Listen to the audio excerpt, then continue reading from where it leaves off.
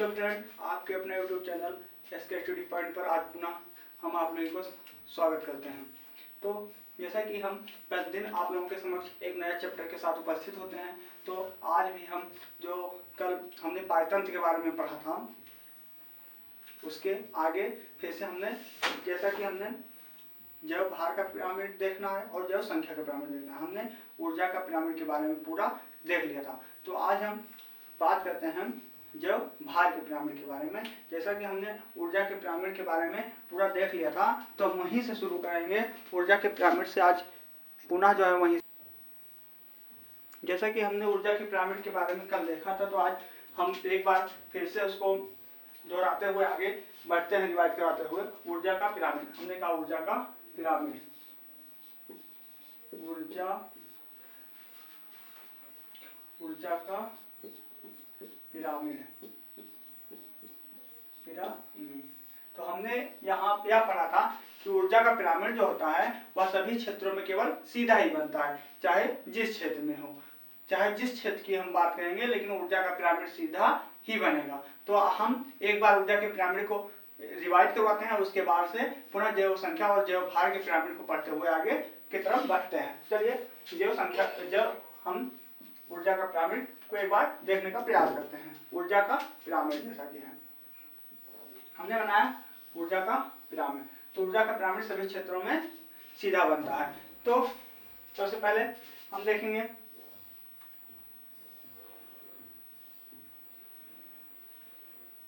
ये हो गया हमारा।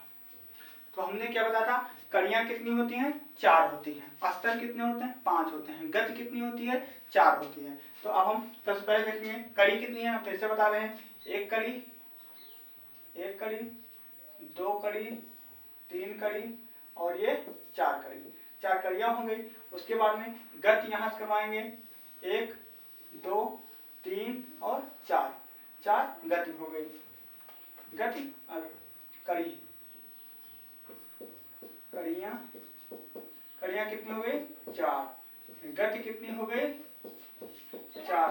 और अस्तर कितना हुआ, अस्तर हमारा हो जाएगा 5। अब हम इसके बाद देखते हैं, यहाँ मान लीजिए हमने कहा उत्पादक,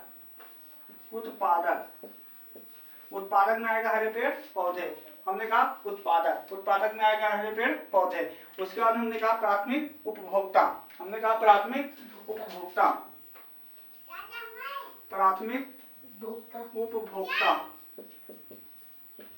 फिर हम लिखेंगे द्वितीय उपभोक्ता,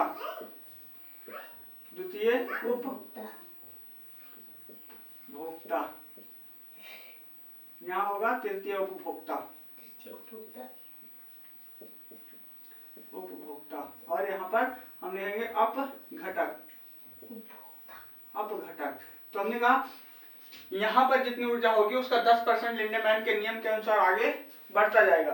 तो यहाँ पर अगर उत्पादक जो है सूर्य प्रकाश से अर्थात सौर ऊर्जा से 1000 कैलोरी ऊर्जा ले रहा है, तो उसका 10% ही आगे जाएगा, जैसा कि लिंडेमैन के नियम के बारे में कल हमने विस्तृत से व्याख्या किया था।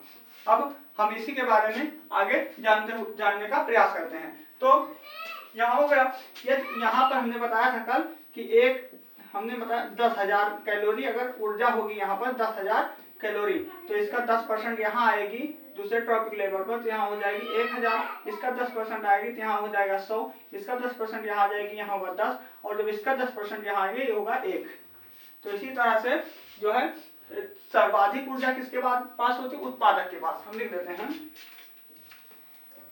सर्वाधिक ऊर्जा,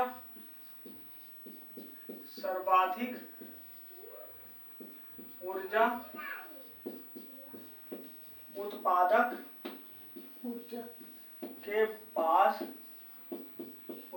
के पास,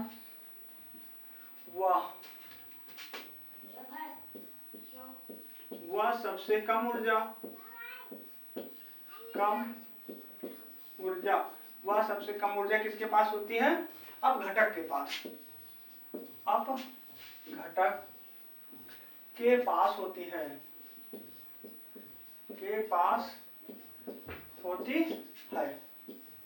सबसे अधिक ऊर्जा उत्पादक के पास होगी, वह सबसे कम ऊर्जा इसमें अब घटक के पास होगी। खाद्य श्रृंखला में चाहे जिस स्तर पर हम जाएंगे, पर सबसे अधिक ऊर्जा जो होगी वह उत्पादक के अंदर होगी और सबसे कम ऊर्जा या निम्नतम ऊर्जा जो होगी वह अब घटक के पास होगी। तो अब हम आगे देखते हुए और आगे बढ़ते हैं, आगे देखने का प्रयास करते हैं। चलिए हम आगे देखते हैं। तो जैसा कि हमने ऊर्जा के पिरामिड के बारे में पढ़ लिया है, अब हम आगे बात करेंगे जो है जैव भार के पिरामिड के बारे में। हम बात करेंगे जैव भार का पिरामिड, जैव भार का पिरामिड, जैव भार, जैव भार का पिरामिड। तो जैसा कि हमने बताया था कि पिरामिड दो प्रकार से बनता है, एक स्थलीय क्षेत्र में बनता है और एक जलीय क्षेत्र में बनता है। पिरामिड दो प्रकार से बनता है, एक स्थलीय क्षेत्र में और एक जलीय क्षेत्र में। तो स्थलीय क्षेत्र में जो जैव भार का पिरामिड होगा वह सीधा बनेगा, लेकिन वही जलीय क्षेत्र में जो इसका पिरामिड होगा वह उल्टा बनेगा। तो हम पहले स्थलीय क्षेत्र की बात करते हैं, स्थलीय क्षेत्र की बात पहले हम करते हैं। जैसा कि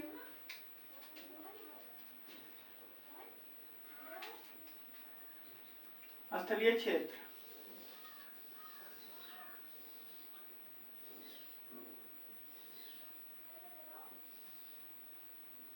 हम स्थलीय क्षेत्र की बात करते हैं।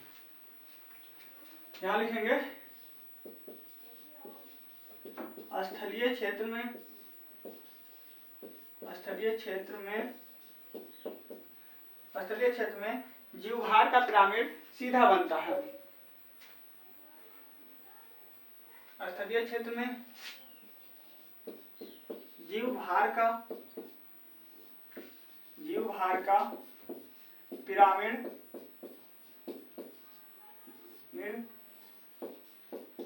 सीधा बनता है, सीधा बनता है।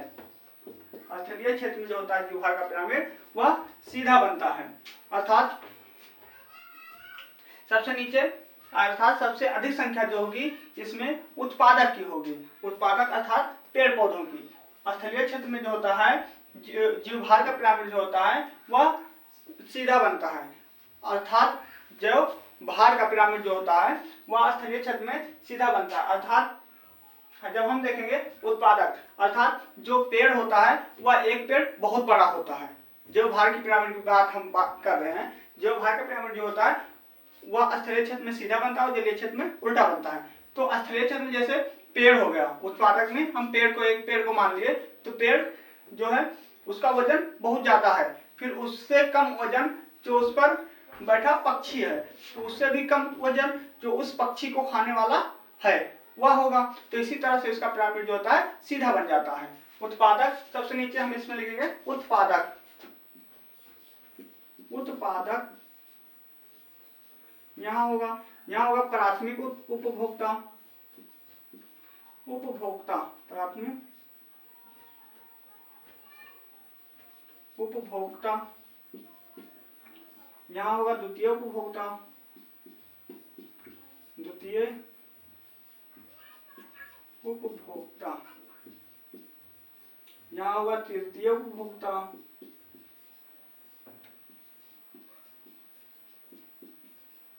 तृतीय उपभोक्ता, और यहाँ होगा अपघटक, अपघटक, यहाँ पर हो जाएगा अपघटक, अर्थात अपघटक का वजन जो होगा वह सबसे कम होगा इसमें, और सर्वाधिक वजन जो होगा उत्पादक का होगा, और सबसे कम वजन जो होगा वह अपघटक का होगा। अब इस तरह की हम बात करेंगे कि जैसे पेड़ पौधे हो गए तो उनका वजन सबसे अधिक होगा, उसके ऊपर जो पेड़ पौधों पर पक्षी बैठते हैं उनका वजन होगा, उसके ऊपर जो पक्षियों पर आश्रित रहते हैं उनका वजन होगा। इसी प्रकार से यहाँ जब आ जाएंगे लास्ट टॉपिक पर, तो अपघटक जो होगा उसका वजन सबसे कम पाया जाएगा। अब हम बात करते हैं जलीय क्षेत्र में, जैव भार का पिरामिड जलीय क्षेत्र में, जलीय क्षेत्र में जैव भार का पिरामिड जो होता है वह उल्टा बनता है।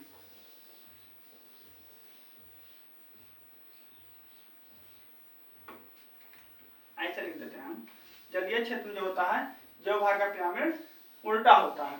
जैसे हमने कहा जलीय क्षेत्र में पहले होगा बड़ी मछली, बड़ी मछली, और बड़ी मछली से सर्वाधिक वजन किसका होगा? बड़ी मछली का। उससे कम वजन किसका होगा? छोटी मछली का। छोटी मछली का उससे कम वजन होगा। फिर उससे भी कम वजन किसका होगा? उससे कम वजन होगा उसमें जो छोटे छोटे जीव पाए जाते हैं, अर्थात प्लवक, उससे कम वजन होगा प्लवक का। और उसके बाद प्लवक से भी कम वजन किसका होगा? जो उसमें छोटे छोटे जीव पाए जाते हैं, प्लवक से भी जो छोटे जीव पाए जाते हैं उनका वजन उससे भी कम होगा। इस प्रकार से जलीय क्षेत्र में इसका पिरामिड जो होता है वह उल्टा बन जाता है, इस तरह का बनेगा। ऐसे जलीय क्षेत्र में जैवभार का पिरामिड उल्टा बन जाता है। जलीय क्षेत्र में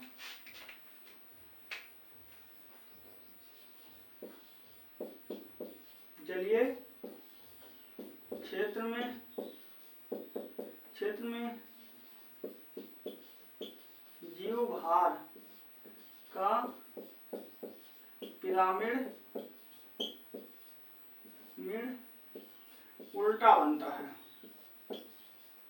उल्टा बनता है।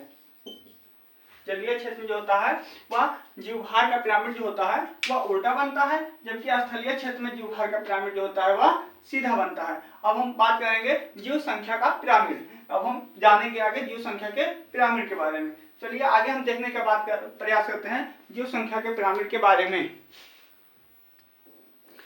अब हम देखेंगे जीव संख्या का पिरामिड, जैव संख्या का पिरामिड। जैव संख्या का पिरामिड के बारे में हम आगे देखेंगे, जैव संख्या के पिरामिड के बारे में। तो जैव संख्या का पिरामिड जो होता है वह स्थलीय क्षेत्र में सीधा बनता है, और वृक्ष क्षेत्र में या उल्टा बन जाता है। स्थलीय क्षेत्र में सीधा बनता है और वृक्ष क्षेत्र में उल्टा बनता है। स्थलीय क्षेत्र में जैसा कि हम बनाते हैं, स्थलीय क्षेत्र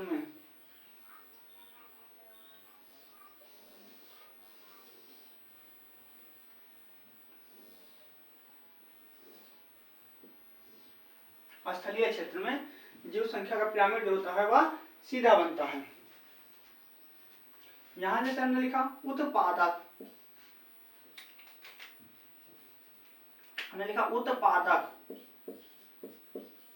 उत्पादक। यहां हो गया प्राथमिक उपभोक्ता, फिर हमने लिखा द्वितीय उपभोक्ता,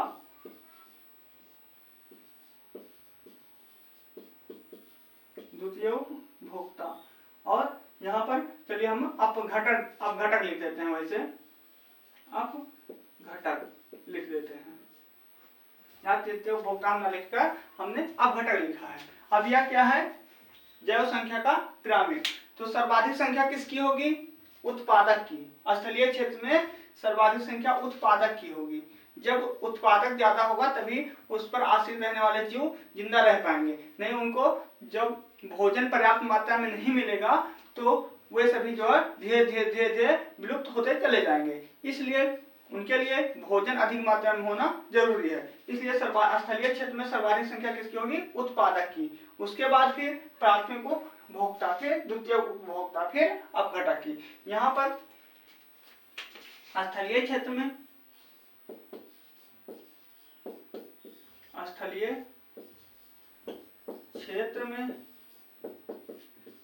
जैव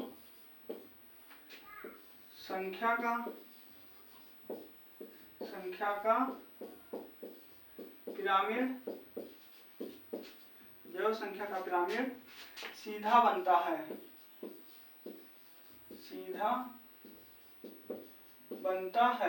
जैव संख्या का पिरामिड जो है वह सीधा बनता है। और वही हम वृक्ष क्षेत्र में देखेंगे तो वृक्ष क्षेत्र में इसका जो है वह जनसंख्या का पिरामिड वृक्ष क्षेत्र में उल्टा बन जाएगा। जैसे हम यहीं पर देख लेते हैं वृक्ष क्षेत्र में, वृक्ष क्षेत्र में सबसे पहले क्या होगा, छोटे जीव होंगे, सूक्ष्म जीव, और वृक्ष सबसे नीचे जाएगा। क्योंकि जब हम वृक्ष क्षेत्र में बात करेंगे, जैसे हमने कहा सूक्ष्म जीव, यहां लिखते हैं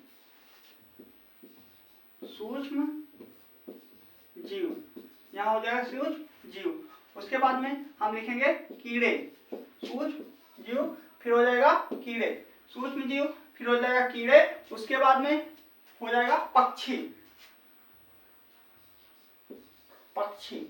और उसके बाद वृक्ष, क्योंकि यह वृक्ष क्षेत्र में है तो यह सीधा उल्टा बन जाएगा, या उल्टा बनेगा ऐसे, यह उल्टा बन जाएगा।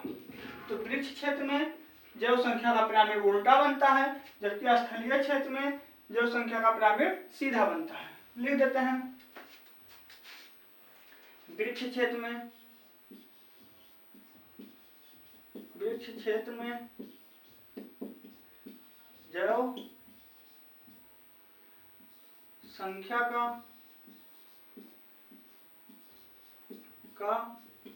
पिरामिड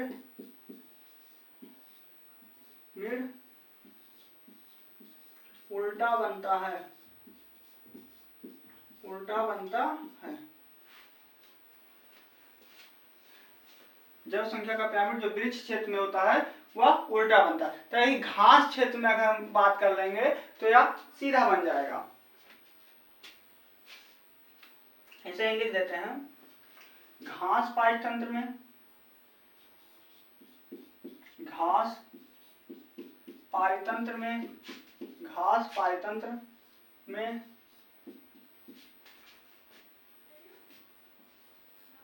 जैव भार, घास पारितंत्र में जैव भार का पिरामिड सीधा बनता है,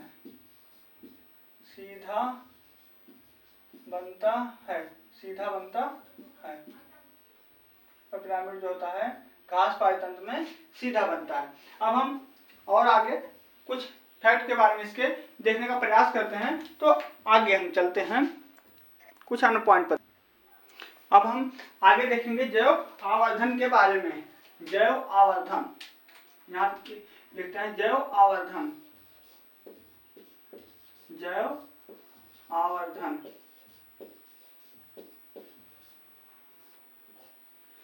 आवर्धन किसे कहते हैं? तो जैव आवर्धन वह होता है जब हम एक ट्रॉपिक स्तर से दूसरे ट्रॉपिक स्तर पर जाते हैं तो ऊर्जा की कमी होती है, और जो प्रदूषक पदार्थ होते हैं उनकी अधिकता जो होती है उसी को जैव आवर्धन कहते हैं। जब हम एक ट्रॉपिक स्तर से दूसरे ट्रॉपिक स्तर पर जाते हैं तो ऊर्जा की कमी और जो प्रदूषक पदार्थ होते हैं उनकी अधिकता जो होती है उसी को जैव आवर्धन कहते हैं। जैव आवर्धन, चलिए अभी हम फिगर के माध्यम से समझाते हैं।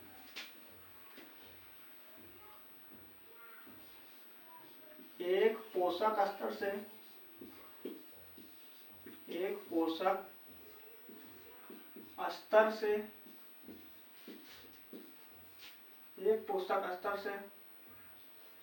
दूसरे पोषक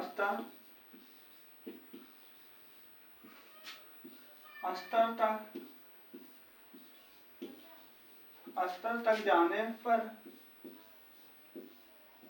एक पोषक स्तर से दूसरे पोषक स्तर पर जाने पर जो ऊर्जा की कमी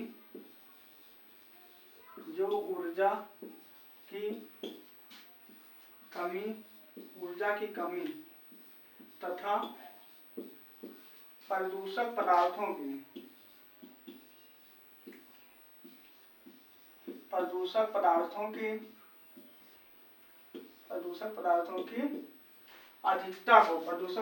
की अधिकता को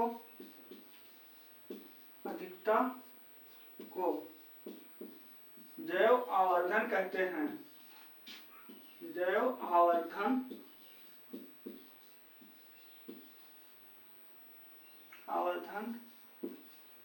कहते हैं।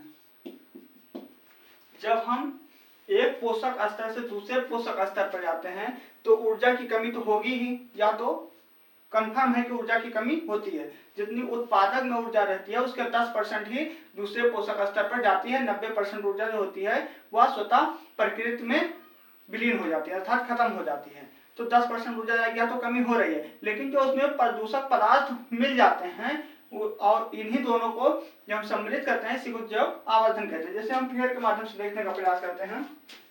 जैसे हमने कहा यहाँ पर हमने रखा पौधा, हमने रखा पौधा, कोई पौधा हो गया और पौधा है तो पौधा उसमें कौन खाएगा, तो पौधा को हम थोड़ी देर के लिए मान लेते हैं कि पौधा को खाएगा टिड्डा।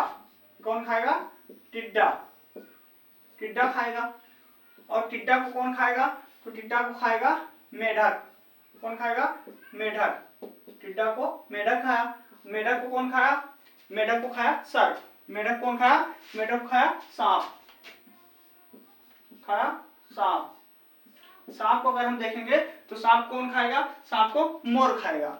सांप को मोर खाएगा। इसी तरह हम बनाते हुए चले जाएंगे। सांप को मोर खाएगा और मोर को कौन खाएगा? मोर को हमारा अपघटक खाएगा। अपघटक, हमारा अपघटक खाएगा। अपघटक। तो यहाँ पर जैसे हमने कहा, यहाँ पर अगर हमारे पास 10,000 किलो कैलोरी ऊर्जा है तो इसका 10% ही यहाँ आएगी, यहाँ 1,000 हो जाएगी। यहाँ इसके बाद आएगी तो यहाँ 100 हो जाएगा। यहाँ और आगे आएंगे, यहाँ 10 हो जाएगा, यहाँ 1 हो जाएगा और यहाँ 0.1 हो जाएगा। इसी ऊर्जा की जो कमी होती है, और या तो कमी हो रही है, लेकिन इसमें जो प्रदूषक पदार्थ सम्मिलित हो रहे हैं, ऊर्जा की कमी के साथ, ऊर्जा की कमी के साथ, ऊर्जा की कमी के साथ प्रदूषक पदार्थों की जो उपस्थिति होती है, प्रदूषक पदार्थों की जो उपस्थिति होती है, प्रदूषक पदार्थों की जो उपस्थिति होती है उसे जैव आवर्धन कहते हैं। उसे ही क्या कहते हैं? जैव आवर्धन कहते हैं। जैव आवर्धन कहते हैं। अब हमें विश्वास है कि आप लोगों के समझ में अच्छी तरह से आ गया होगा जैव आवर्धन क्या है। तो जब हम एक टॉपिक स्तर अर्थात एक पोषक स्तर से दूसरे पोषक स्तर पर जाते हैं तो उसमें जो ऊर्जा की कमी होती है तथा जो पोषक प्रदूषक पदार्थ होते हैं अर्थात जो निगेटिव सेंस उत्पन्न करते हैं पदार्थ, उनकी अधिकता हो जाती है तो उसे ही जैव आवर्धन कहा जाता है। अब हम और आगे देखने का प्रयास करते हैं खाद्य जाल के बारे में। हम आगे खाद्य जाल के बारे में देखते हैं, खाद्य जाल किसे कहते हैं।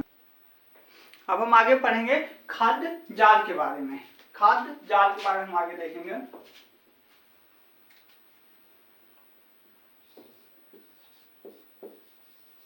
खाद्य जाल, हम आगे देखेंगे खाद्य जाल के बारे में।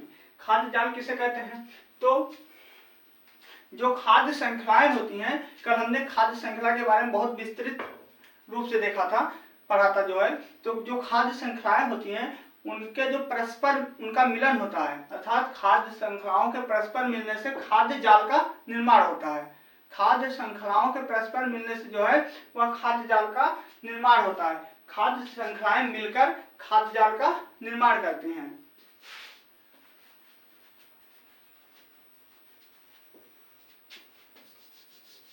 खाद्य श्रृंखलाओं के परस्पर संबंध को खाद्य जाल कहते हैं। हम देखते हैं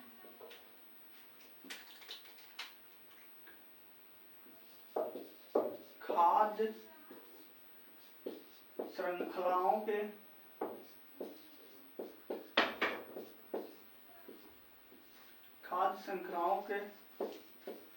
परस्पर संबंध को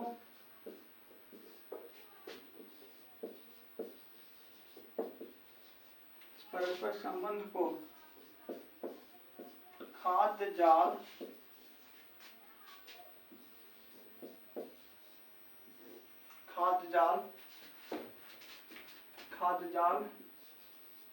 कहते हैं।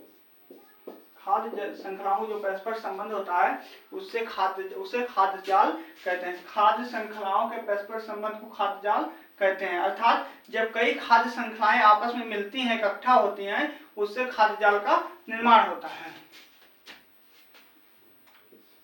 खाद्य श्रृंखलाएं मिलकर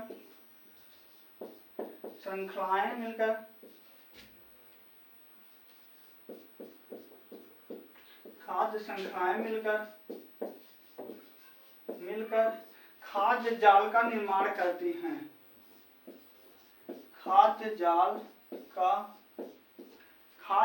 का निर्माण करती हैं।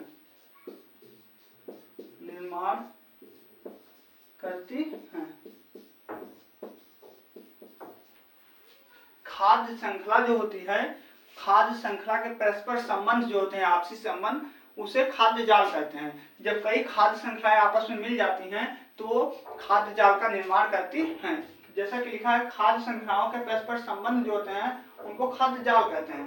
खाद्य श्रृंखलाएं मिलकर खाद्य जाल का निर्माण करती हैं। खाद्य श्रृंखलाएं जो है उनके द्वारा खाद्य जाल का निर्माण किया जाता है। कई खाद्य श्रृंखलाएं जो होती हैं वो मिलकर खाद्य जाल का निर्माण करती हैं। अब हम इसके आगे देखेंगे पारतंत्र की उत्पादकता।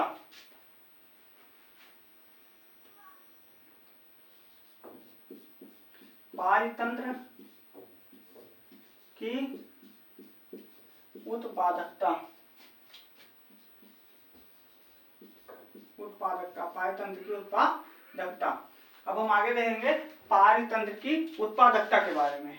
पारतंत्र की उत्पादकता के बारे में हम आगे देखेंगे। तो देखते हैं पारतंत्र की उत्पादकता के बारे में। पारतंत्र में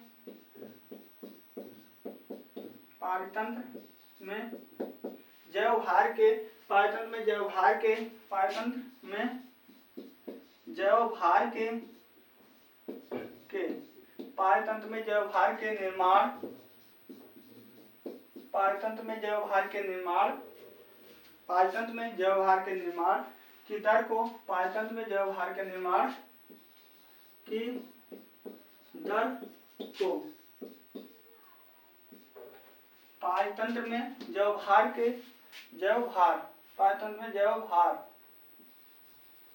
पारतंत्र में जैवभार के निर्माण की दर को पारतंत्र की उत्पादकता कहते हैं। पारतंत्र की उत्पादकता कहते हैं। पारतंत्र में जैवभार के निर्माण की जो दर होती है उसको ही उत्पादकता कहते हैं।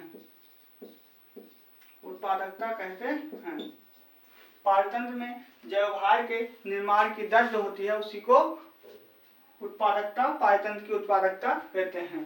पारतंत्र में जैवभार के निर्माण की दर जो होती है उसी को पारतंत्र की उत्पादकता कहते हैं। अब हम इसके आगे और देखने का प्रयास करते हैं। आगे हम देखेंगे, अब हम आगे जानेंगे जैवभार की मापक इकाई। जैवभार की मापक इकाई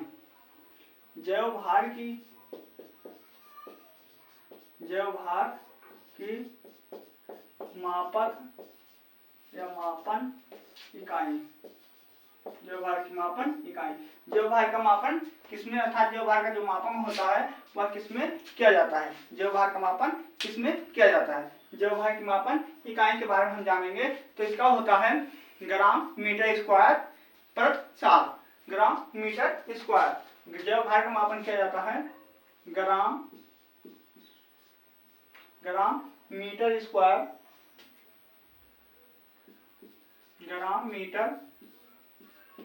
प्रति साल। ये जैवभार की मापन इकाई होती है। या कई बार क्वेश्चन जो है पेपर में आ चुका है, कई बार यह पूछा गया है कि जैवभार की मापन इकाई क्या होती है। तो जैवभार की मापन इकाई होती है ग्राम मीटर स्क्वायर प्रति साल। ग्राम मीटर स्क्वायर प्रति साल होती है। अब हम स्वापोषी पेड़ पौधों के बारे में जानेंगे। स्वापोषी हम जानेंगे स्वापोषी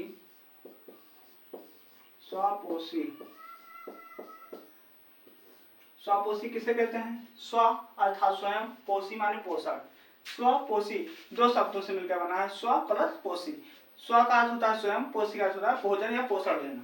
तो स्वपोषी अर्थात वे जीव जंतु, जीव की बात करेंगे, अर्थात वे जीव जो अपना भोजन स्वयं बनाते हैं वे स्वपोषी कहलाते हैं। स्वपोषी अर्थात वे जीव जो अपना भोजन स्वयं बनाते हैं वह स्वपोषी कहलाते हैं। तो ऐसा एक ही है जो अपना भोजन स्वयं उत्पादक अर्थात पेड़ पौधे जो सूर्य के प्रकाश से अपना भोजन स्वयं बनाते हैं। बाकी चाहे जिस जीव जंतु की बात करते हैं वह दूसरों पर ही निर्भर रहता है। तो पेड़ पौधे अपना भोजन स्वयं बनाते हैं। यह जो है सौर विकिरण अर्थात सूर्य का प्रकाश लेते हैं, प्रकृति से कार्बन डाइऑक्साइड लेते हैं, नीचे से जाइलम के माध्यम से जल लेंगे और ये अपना भोजन का निर्माण कर लेंगे। अब हम स्वपोषी के बारे में देखते हैं। स्वपोषी किसे कहते हैं? प्रकाश संश्लेषण द्वारा कार्बनिक पदार्थ का निर्माण, प्रकाश संश्लेषण द्वारा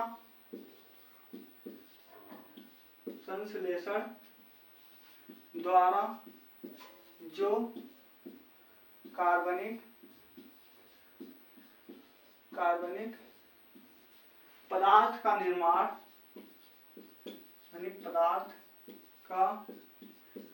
करते हैं